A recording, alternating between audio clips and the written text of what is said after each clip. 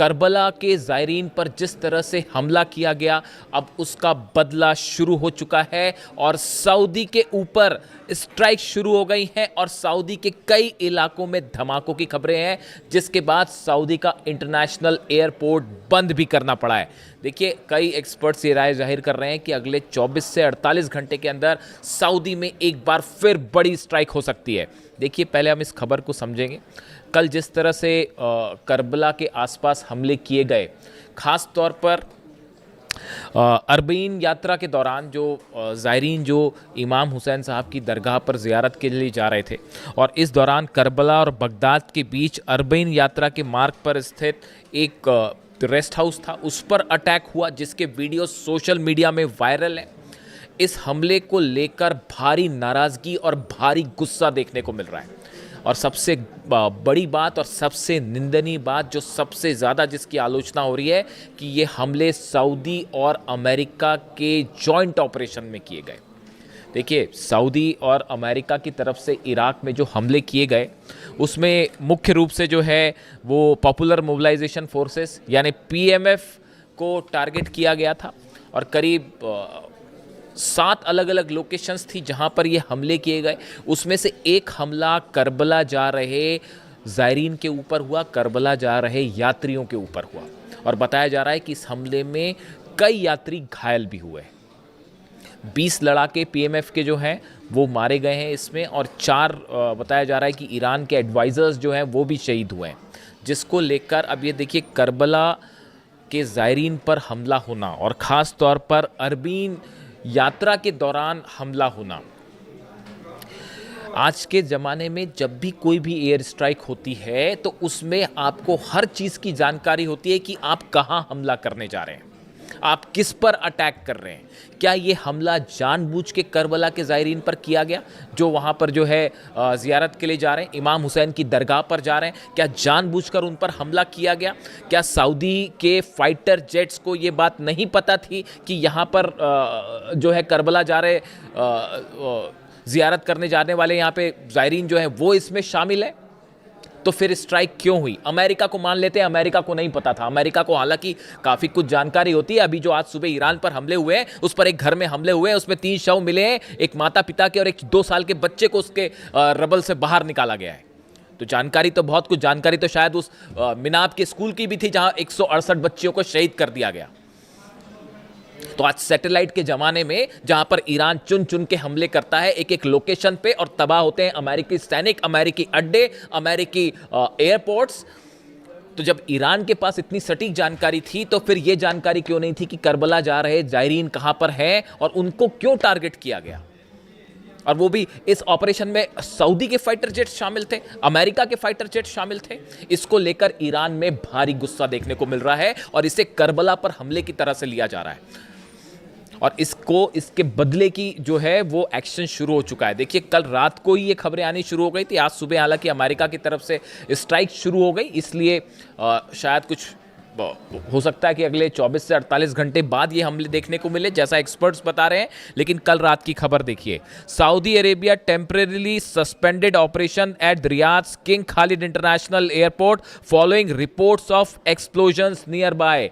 Saudi में Riyadh का जो किंग खालिद इंटरनेशनल एयरपोर्ट है उसके आसपास धमाके हुए। जो खबरें आ रही हैं उसके मुताबिक वहां पर धमाके हुए, जिसके बाद एयरपोर्ट को बंद कर दिया गया। The runway closure disrupt flights forcing some aircraft into holding patterns while officials give no reasons. इसका वजह नहीं बताई गई, लेकिन वहां पर सभी उड़ानें रोक दी गई। The temporary restrictions came amid unconfirmed reports of several explosions near Riyadh। मैं आपको छपी हुई खबरें पढ़ के बता रहा हूँ, यानी कोई अब उसमें से कितनी चीज़ें सही हैं। देखिए, अरब देशों में जो भी हमले हो रहे हैं उसके मीडिया कवरेज पर बैन कर दिया जाता है कि ये तस्वीरें बाहर ना जाएं। अब तो सेंटकॉम ने भी ये बता दिया है कि जो जॉर्डन में ईरान मारता है चुन चुन के, उनकी तस्वीरें ना जाहिर की जाएं। कितने सैनिक मरे हैं अभी तो यही पता नहीं चल रहा। अमेरिका में इस बात का हंगामा मचा हुआ है कि आपने कैजुअलिटी जो हुई है उसकी सच आंकड़े आप नहीं बता रहे हैं, कितना नुकसान हुआ है उसके सच आंकड़े नहीं बता रहे हैं। चाइना खुद कह रहा है कि पता नहीं कितना नुकसान हो गया अमेरिका का। 16-17 बेस जलने का मतलब आप समझ रहे हो कितना नुकसान हुआ होगा अमेरिका का। तो वही हाल अब सऊदी का है और ये कहा जा रहे हैं कि आंकड़े बाहर नहीं आ रहे हैं। और एयरपोर्ट पर जब आप संचालन रोक देते हैं तो बड़ी साधारण सी बात है, देखिए ड्रोन स्ट्राइक्स, मिसाइल स्ट्राइक्स ये लगातार सऊदी में हो रही हैं। ऑयल रिफाइनरी का क्या हाल है, उसमें आग अब तक नहीं बुझ पाई है। यानबू की जो पाइपलाइन है वो तबाह कर दी गई है। जितने सऊदी के आप सैटेलाइट इमेजेस देखिए, सऊदी के जितने पोर्ट हैं सबसे जहाज गायब है। पूरी तरह से सऊदी का ऑयल बिजनेस ठप पड़ा हुआ है। बाब अल मंदेब बंद है, हॉर्मूज बंद है। इसका बड़ा नुकसान यूएई को भी होगा और सऊदी को भी होगा। और इन हालात में बीच में ये जो करबला के ज़ायरीन पर हमला हुआ, इसने आग में घी का काम कर दिया है। अभी तक ये मामला हूती और सऊदी के बीच चल रहा था। देखिए ये हमले की शुरुआत कैसे हुई। ईरान का एक प्लेन जो कि सना इंटरनेशनल एयरपोर्ट पर उतर रहा था, उस पर ये बोल के हमले किए गए कि उस पर हथियार है। ये प्रोवोकेशन था। जो एक्सपर्ट्स बताते हैं ये डोनाल्ड ट्रंप और अमेरिका की सलाह पर सऊदी की तरफ से हमले किए गए थे हूतीस पर। और कोशिश ये थी, इस प्लॉट को शायद सऊदी समझ नहीं पाया, ऐसा कई एक्सपर्ट्स की राय कि सऊदी इस प्लॉट को समझ नहीं पाया और वो जंग में एंटर कर गया। जो एक बार जंग में अंदर आता है साहब, वो बाहर नहीं निकल पाता। 5 साल हो गए यूक्रेन और रूस की जंग को, क्या खत्म हो पा रही है वो जंग? क्या ये ईरान और अमेरिका की जंग रुक पा रही है? ट्रंप को बाहर निकलने का रास्ता नहीं मिल पा रहा। अमेरिका में इस बात की चर्चाएं हो रही हैं। आप सीनेटर्स के बयान देखिए, मैं नहीं कह रहा, सीनेटर्स के बयान देखिए, कांग्रेसमैन के बयान देखिए, वो कह रहे हैं कि डोनाल्ड ट्रंप को इस जंग से इज्जत के साथ बाहर निकलने का मौका नहीं मिल पा रहा। तो ईरान ने वो ठोक रखा है। इस बार भी जो है 20 प्लेन तबाह है, पिछली बार 42 प्लेन तबाह थे। और अब जो हमले हुए हैं आज सुबह, उसके बाद जॉर्डन पे स्ट्राइक कर दी है ऑलरेडी ईरान की तरफ से। अभी बताया नहीं जा रहा, थोड़े समय बाद पता चलेगा आपको। 5 बैलिस्टिक मिसाइल्स दागी गई हैं जॉर्डन के ऊपर। वो गिरी है नहीं गिरी, सामने वाला देश तो यही कहेगा ना जी हमने रोक दिया। तो अगर मिसाइल रोक दी थी तो जॉर्डन में कैसे मारे गए अमेरिकी सैनिक, कैसे बेसिस जल गए? एक एक इंफॉर्मेशन है, कहां रडार तबाह हुआ है, कहां पर हैंगर तबाह हुआ है, कहां पे रनवे तबाह हुआ है, कहां पे सैनिकों के जो बैरक्स थे वो तबाह हुए हैं। एक एक जानकारी है। तो ऐसे में अब ये सऊदी जो है, ऐसा अंदेशा है कि इस करबला पर जो इराक में जो नजफ़ और करबला के बीच जो ज़ायरीन पर हमला हुआ है, इसको करबला के हमले के रूप में देखा जा रहा है। इसको लेकर भयानक गुस्सा है। जो 4 आरजीसी के सैनिक इसमें शहीद होने की खबर है, एडवाइजर्स थे बेसिकली वो, उसको लेकर भी ईरान बदला लेगा, इसमें कोई शक नहीं होना चाहिए किसी को। Several videos circulating on social media appears to show a massive grey cloud of smoke rising into the sky, reportedly following the explosions. ये रियाद की बात हो रही है। रियाद के आसमान में कई जगह पर जो है वो धुआं देखा गया और इस तरह की खबरें हैं कि धमाके के बाद का धुआं था जो स्ट्राइक्स की गई थी।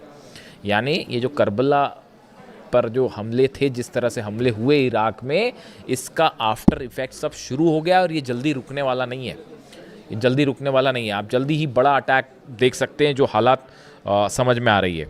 अब ये जो ज़ायरीन जो है, जो कि जा रहे थे वहाँ पर इमाम हुसैन साहब की दरगाह पे, उनका क्या कहना है? तमाम खतरों और तनाव के बावजूद इमाम हुसैन की ज़ियारत के लिए जा रहे श्रद्धालुओं के हौसले बुलंद हैं। वो लगातार करबला की ओर आगे बढ़ रहे हैं। इमाम हुसैन साहब जो थे, वो सिर्फ शियाओं के लिए प्रेरणा के स्रोत नहीं है।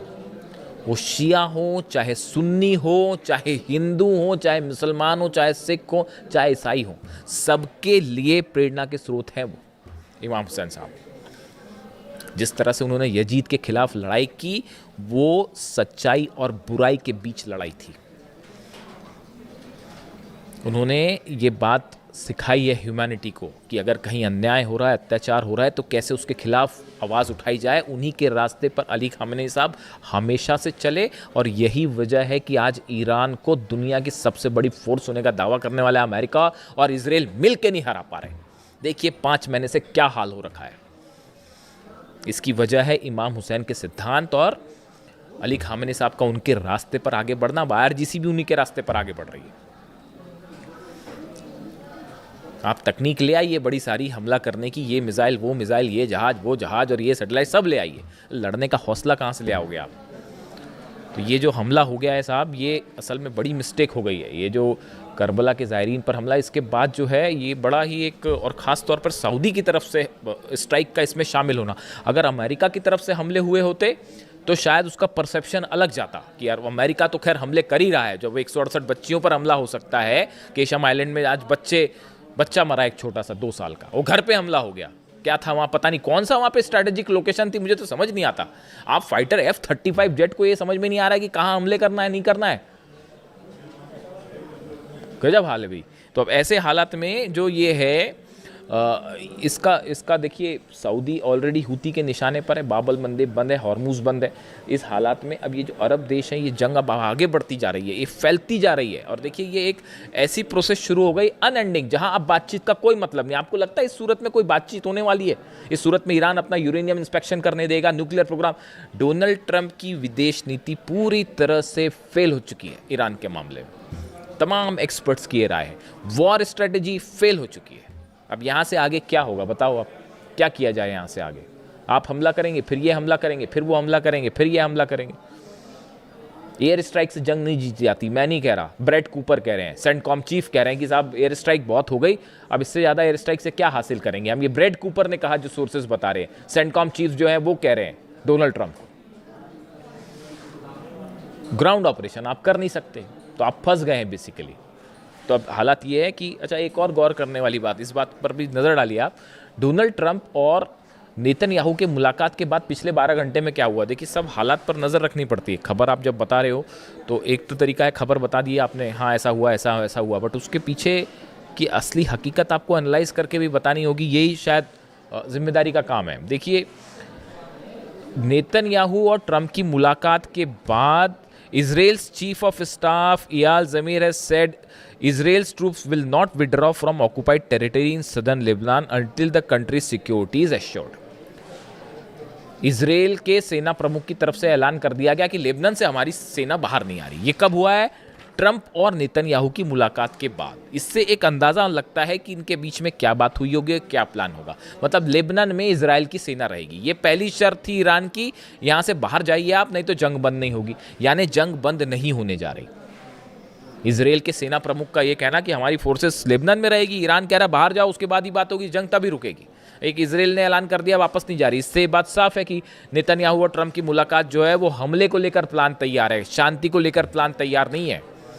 इसके अलावा आप देखिए, इजराइल्स आर्टिलरी स्ट्राइक सीरियास क्विनेत्रा इलाका, क्विनेत्रा जो इलाका है उस पर हमले किए हैं। सीरिया में भी स्ट्राइक हुई इजराइल की तरफ से। कब हुई स्ट्राइक? नेतन्याहू ट्रंप की मुलाकात के बाद। गजा में लगातार हमले जारी हैं, यानी सीरिया पर हमला, लेबनान में हमले और गजा पर हमले ये बढ़ गए हैं दोनों की मुलाकात के बाद। यानी ये बात साफ है कि एक बिगर स्ट्राइक प्लान तैयार है।